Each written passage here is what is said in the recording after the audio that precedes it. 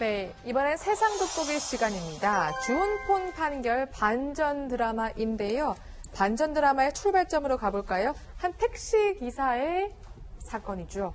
그렇습니다. 2018년 2월 28일 날 황모 씨라는 사람이 택시를 탔습니다. 근데 깜빡하고 휴대폰을 놓고 내린 거예요. 내리니까 자기가 휴대폰이 나니까 다른 휴대폰으로 전화를 걸었습니다. 전화도 안 받고 6번이나 걸었어요. 그리고 문자를 보냈는데 답이 없었어요. 그러니까 뭐라 했냐면 그 휴대폰을 돌려달라. 만약에 돌려주지 않으면 경찰에 신고하겠다고 문자를 보냈던 거예요. 그런데도 답이 없었어요. 근데 경찰에서 추적을 해가지고 택시 기사를 체포를 했습니다. 그리고 조사를 하기 시작된 거죠. 왜냐하면 남의 물건을 놓고 간 거를 가져갔을 경우에는 점유 이탈물 횡령죄로 입건할 수 있으니까 점유 이탈물 횡령죄로 조사가 시작된 겁니다. 네. 그런데 택시기사는 잠금이 열리지 않아서 전화도 걸리지 않았다. 그래서 내가 연락을 못했다. 이렇게 주장을 했다고 하는데 결국에는 법정에 서게 됐습니다. 1심 재판부가 어떻게 판단했나요? 예, 그러니까 그 택시 기사는 좀 전에 말씀하신 것처럼 잠금이 열리지 않아서 전화가 걸리지도 않고 켜지지도 않았다. 네. 그래서 그 피해자가 문자랑 전화도 여러 번 하고 문자도 보냈다는 거 아니에요. 도난 신고하겠다. 근데 그것도 확인을 못했다고 얘기를 하는 거고요. 뿐만 아니라 자신의 진술을 뒷받침할 사람도 있다. 증인도 이제 신청을 하는 거예요. 그래서 이발소 자신이 이용하던 이발소 주인을 증인으로 채택하는데요.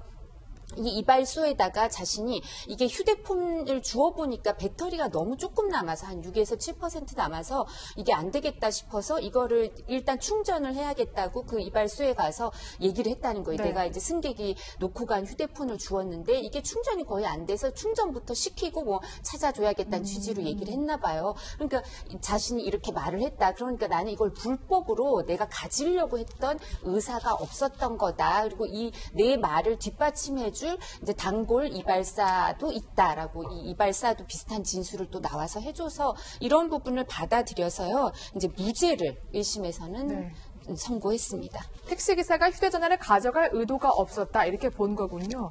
하지만 검찰이 항소를 해서 2심으로 가게 되는데 결과가 뒤바뀐다면서요? 네, 맞습니다. 1심은 무죄였는데 2심에서는 그 결론이 뒤바뀌었습니다. 왜냐하면 재판부가 주목했던 것이 바로 이 택시기사의 진술이었어요. 택시기사가 아까 말씀하신 것처럼 휴대폰에 잠금 장치가 있어서 내가 전화를 걸지 못했다 이렇게 주장을 했는데 이 휴대폰에는 이 택시기사의 진술과 달리 패턴 인식이나 비밀번호 같은 방법으로 휴대전화가 잠겨져 있지 않았습니다.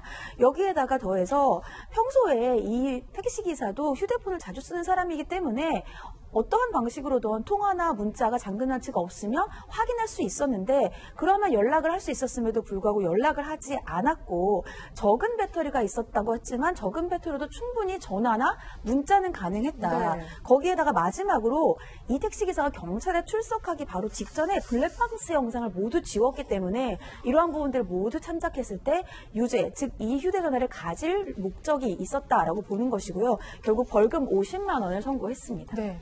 같은 상황을 두고 1심 재판부와 2심 재판부의 결과가 달랐습니다. 제가 보기에도 사실 양측 다 뭔가 일리가 있는 판결인 것 같거든요. 결국에 대법원까지 가게 되잖아요. 예.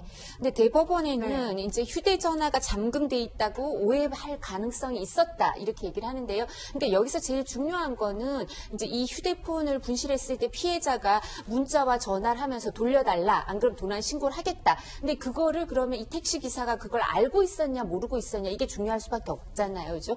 근데 1심에서는 그거를 모를 수 있었다라고 생각한 거고 2심에서는 그게 적은 배터리 용량으로도 문자 메시지도 보낼 수 있고 확인이 다 가능했다 이렇게 얘기를 했던 거예요. 근데 대법원에서는 여러 사정을 살펴보니까 이 휴대전화가 좀 특이하게 전원 버튼이 휴대폰 뒷면에 있었다. 근데 우린 보통 측면에 있어서 측면에 이걸 누르고 끄고 켜고 하잖아요. 그래서 해당 스마트폰은 그냥 보통 우리가 쓰는 것처럼 측면 버튼을 눌러도 꺼지지도 않고 뭐 켜지지도 않고 이게 되지를 않으니까 화면이 켜지지 않았다는 거예요. 그러니까 이 부분을 확인 못했을 수도 있다. 문자나 이런 거를. 그렇기 때문에 이 김 씨가 잠금 장치가 없다는 걸 알았다면 사실은 경찰 조사에서 휴대전화 확인하면 금방 알 수 있잖아요. 그런데 그런 거짓말을 할 이유도 없다. 뭐 이게 또 휴대폰이 그렇게까지 막 비싸다고 하더라도 그런 거짓말까지 할 이유는 없다고 판단하고 또 아까 중요한 이유로 들었던 유죄의 중요한 이유로 들었던 블랙박스 영상을 경찰 출석 직전에 다 지웠다는 것도 꼭 이 사건과 관련해서 증거를 없애기 위해서 뭐 이런 게 아니라 그냥 이제 습관적으로 사실 이런 걸 지울 수도 있다. 그러니까 이 사건과 꼭 인과관계가 있다고 보기는 어렵다. 이렇게 생각해서 무죄 취지로 이제 파기환송을 했습니다. 네. 그러면 변호사님, 파기환송심에서도 무죄가 선고될 가능성이 큰 거죠? 어떻게 됩니까? 일단 이제 대법원에서 네. 무죄 취지로 파기환송을 했기 때문에 그럼 대부분은 이 대법원의 취지에 따라서 이제 다시 판결을 하기는 합니다. 거기에다가 이번 사건 같은 경우에 제일 중요한 게 과연 이 택시기사가 이 휴대전화를 켜서 이 사람의 연락처를 알아서 연락을 할 수 있었는가. 근데 이 택시기사 같은 경우에는 잠금 장치가 있어서 나는 못 켰다. 알 수 없었다고 주장을 하는 것이고 설명한 것처럼 휴대전화 자체가 원래 조작하는 방법대로라면 켜지지 않는 것이니까 그런 모든 것들을 봤을 때 이 택시기사의 진술이 일관되고 신빙성이 부여될 수 있다고 보여서 아마 파기환송심에서도 대법원과 같은 취지로 무죄의 판결을 할 가능성이 높아 보입니다. 네, 알겠습니다. 그럼 두 번째 돋보기 바로 확인해 보시죠.